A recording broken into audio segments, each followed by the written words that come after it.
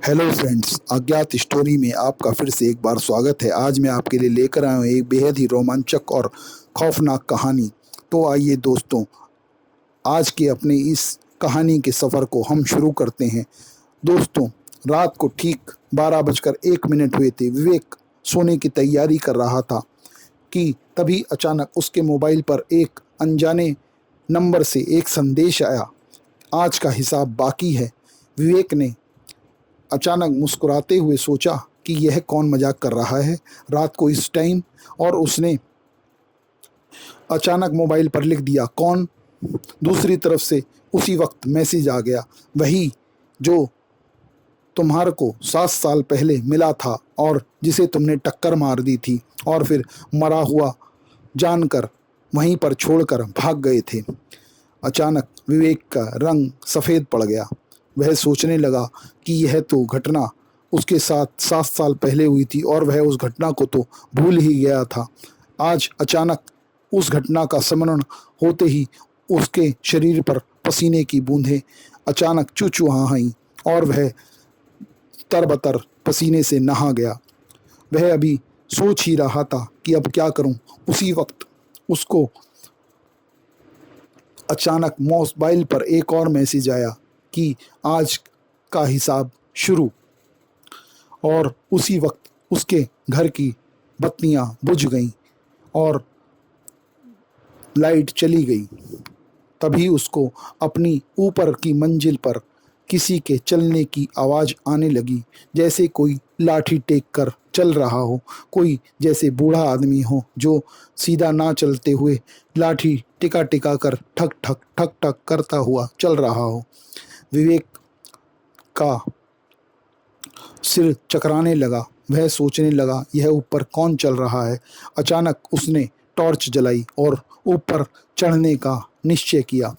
वह अभी 2-4 सीढ़ी ही चढ़ा था कि उस पर चढ़ने पर उसको सीढ़ियों पर कुछ धुंधले धुंधले पैरों के निशान दिखाई दिए, जो सीढ़ियों पर धूल जमी होने के कारण उसको दिखाई दे रहे थे। अचानक उसने देखा कि वह निशान नीचे से ऊपर की ओर ना जाकर ऊपर से नीचे की ओर आ रहे हैं। अचानक विवेक ने ऊपर चढ़ने का निश्चय छोड़ दिया और नीचे उतर गया और दरवाजे की ओर लपका कि शायद इस कमरे से बाहर निकलकर मैं आज अपनी जान बचा सकता हूँ और कोई सूरत नहीं है जान बचाने की। उसने यह सोचा और वह भागकर दरवाजे के पास पहुंचा और दरवाज़ा खोलने लगा, लेकिन दरवाज़ा तो जैसे बाहर से किसी ने बंद कर दिया हो, वह खुल नहीं रहा था। तभी विवेक के पीछे से एक बूढ़ी और खरखराती हुई आवाज़ सुनाई दी, तुमने मुझे भागने दिया था क्या? तुमने मेरी मदद की थी क्या? विवेक उसी वक्त पलटा। उसने देखा एक फटी धोती धुंधली सी आकृति जिसकी कमर झुकी हुई है उसकी तरफ मुस्कुराते हुए देख रही है। विवेक उसको देख ही रहा था कि वे अचानक गायब हो गई। विवेक इतना सुनकर समझकर बेहोश हो गया और वहीं पर गिर पड़ा। सुबह जब उसको होश आया तो वह उठा और सोच रहा था कि वह क्या करे, वह कहाँ जाए और किस से यह बात शेयर करे। तभी उसके दोस्त अमन का फ़ोन उसको आया। अमन ने भी वही बात उसको बताई कि उसके साथ भी जैसी घटना विवेक के साथ हुई है वैसी ही घटना उसके साथ भी हुई है और वह भी मरते मरते बचा है। तभी वह दोनों आपस में बात ही कर रहे थे कि तभी उनको याद आया कि तीसरे दोस्त रोहित को भी फ़ोन करके पूछ लेते हैं कि क्या यह ऐसी घटना उसके साथ भी तो नहीं हुई है। अचानक वह दोनों सोच ही रहे थे कि क्या करें। उसी वक्त उसके लैंडलाइन नंबर पर एक फ़ोन आया और दूसरी तरफ से रोहित के नौकर ने बताया कि रोहित की मौत तो रात को लगभग 12 बजकर 13 मिनट पर हो गई है। अचानक कैसे क्या हुआ यह किसी को पता नहीं चल पाया। यह सुनकर उन दोनों का दिल बैठने लगा कि यह क्या हो गया और वह दोनों तैयार होकर रोहित के घर पहुँचे। वहाँ उन्होंने रोहित के शव को जब देखा तो उसकी चद्दर उठाकर उन्होंने जब देखा तो उसके शरीर पर एक हाथ के निशान दिखाई दे रहे थे जो धूल से भरे हुए थे। यह देखकर वह दोनों अचानक बेहद डर गए और उन्होंने उस चद्दर को वापस ढक दिया। वह अंतिम संस्कार के बाद जब अपने घर पहुंचे तो बेहद डरे हुए थे और उन दोनों ने निश्चय किया कि हम दोनों आज एक साथ ही एक ही के घर पर रुक जाते हैं। शायद दोनों एक साथ रुकें तो कुछ दोनों को फ़ायदा हो। अमन और विवेक दोनों ही एक विवेक के घर पर रुक गए। रात को कोई घटना नहीं हुई तो उन्होंने सोचा शायद यह होनी ही थी और पोस्टमार्टम की रिपोर्ट में भी आया कि अमन को दिल का दौरा पड़ा था। तो दोनों को सांत्वना मिली और दोनों उस रात अपने अपने घर के लिए, विवेक अपने घर पर और अमन अपने घर पर चल दिया। दूसरे दिन विवेक गायब हो गया और उसका कहीं भी पता नहीं चला।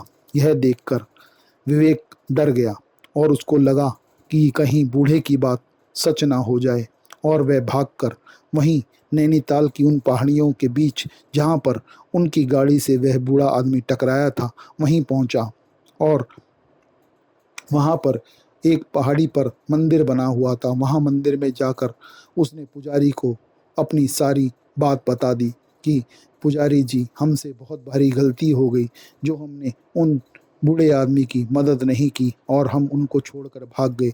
वह बूढ़े आदमी हमारे लिए पूजनीय थे लेकिन हमने उनकी मदद नहीं की और हम पुलिस के डर से भाग गए। अब हम क्या करें, हमें बताएं। तब पुजारी ने उनसे कहा कि जो आत्मा अचानक इस तरह से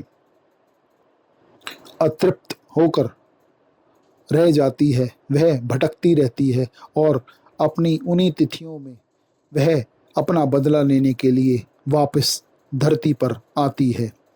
शायद वह बूढ़ा आदमी भी अतृप्त होकर मरा है और उसकी कोई इच्छा अधूरी रह गई है, इसीलिए वह अभी तक भटक रहा है और जब तक वह तुम सबको मौत के घाट नहीं उतार देगा तब तक उसकी आत्मा को शायद शांति नहीं मिले। विवेक घबरा गया और उसने पुजारी से मदद मांगी। पुजारी ने कहा, मैं आपकी मदद तभी कर सकता हूँ जब वह बूढ़ा आदमी तुम्हें माफ़ कर दे। विवेक वहीं पर घुटनों के बल बैठ गया और रो रो कर अपने उस गलती के लिए क्षमा मांगने लगा कि मुझे क्षमा कर दो, मैं आगे से कभी ऐसा नहीं करूँगा और मैं सदा सबकी मदद करूँगा। तभी उसको एक बूढ़े आदमी की आवाज़ सुनाई दी। बूढ़े आदमी ने कहा, जाओ, मैंने तुम्हें माफ़ कर दिया। लेकिन उसके मुंह पर एक जहरीली सी मुस्कान थी। उसने तभी विवेक को बोला, लेकिन मेरा हिसाब तो अभी बाकी है, अभी तो मेरा हिसाब पूरा नहीं हुआ।